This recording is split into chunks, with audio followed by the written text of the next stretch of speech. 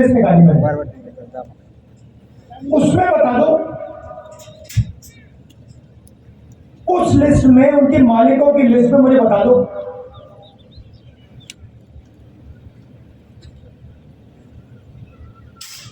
मराठा कितने, धनगर कितने, खटीक कितने, यादव कितने, बता दो।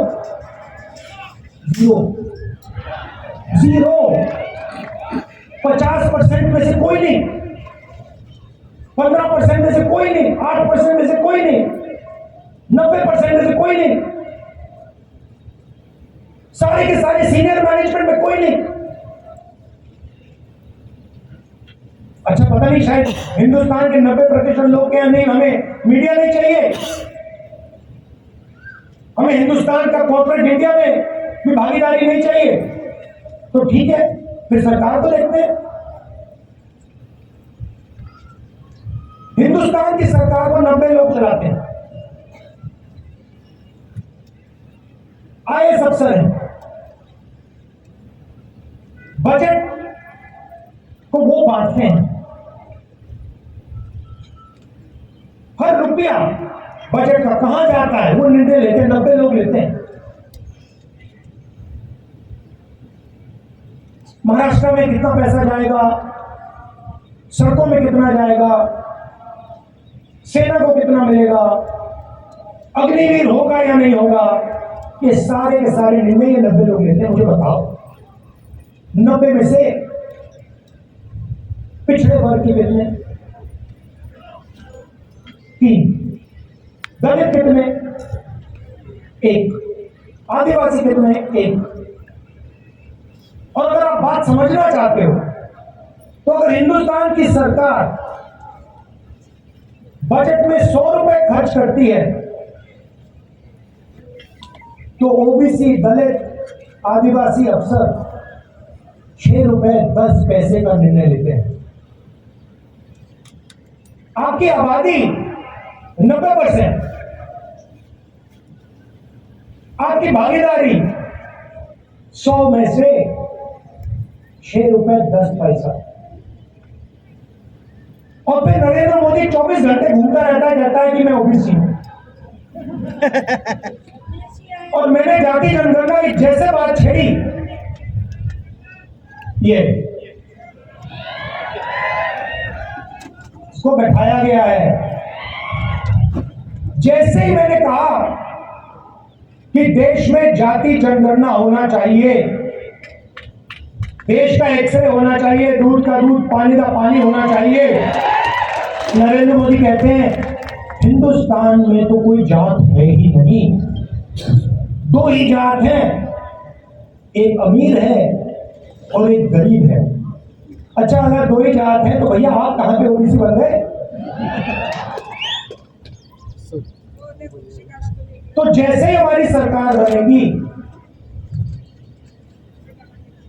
जाति जनगणना हम पूरे देश में करवा देंगे और इकोनॉमिक सर्वे और संस्थाओं का सर्वे, मतलब किसके पास कितना धन है, पिछड़ों के पास कितना धन है, पिछड़ों की क्या भागीदारी है, हर वर्ग की आबादी कितनी है, भागीदारी कितनी है, मीडिया में कितने हैं, कॉर्पोरेट इंडिया में कितने हैं, प्राइवेट अस्पताल के मालिकों में कितने हैं, ये काम हम करेंगे। अब जैसे ही मैंने ये देश के एक्सरे की बात की, वो नरेंद्र मोदी कांपने लग गया। जैसे ही वो, उसकी आदत है, जैसे उसको डर लगता है ना, वो झूठ बोलना शुरू कर देता है। जैसे ही उसको डर लगता है, वो कभी पाकिस्तान की बात करेगा, कभी चाइना की बात करेगा, तो एक के बाद एक झूठ बोल रहा। मगर इस बार नहीं निकल पाएगा।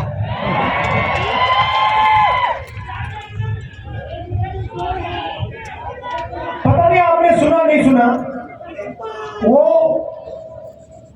एक योजना लाए इलेक्टोरल बॉन्ड्स वाली, सुनिए आपने। उसमें क्या किया, सबसे पहले कहते हैं कि इलेक्टोरल बॉन्ड से हिंदुस्तान में जो भ्रष्टाचार है वो खत्म होगा। और फिर क्या किया, कहते हैं कि जो भी पैसा देना चाहता है किसी भी राजनीतिक पार्टी को, बिना नाम दिखाए पैसा दे सकता है। उत्तम प्रकाश जी, सीताराम मैत्रे जी, हमारे कैंडिडेट प्रणीति शिंदे जी और मोहिते पाटिल जी, इंडिया अलायंस के स्टेज पे वरिष्ठ नेता, कांग्रेस के बब्बर शेर प्यारे कार्यकर्ता, इंडिया अलायंस के कार्यकर्ता, भाइयों और बहनों, आप सबका यहाँ बहुत बहुत स्वागत। थोड़ा मेरा प्रोग्राम लेट चल रहा है, आपको कष्ट हुआ थोड़ा, इसके लिए मैं शुरुआत में ही माफी मांगता हूँ आपसे। मगर आज मैं आपको मजे की बात बताने आया हूं।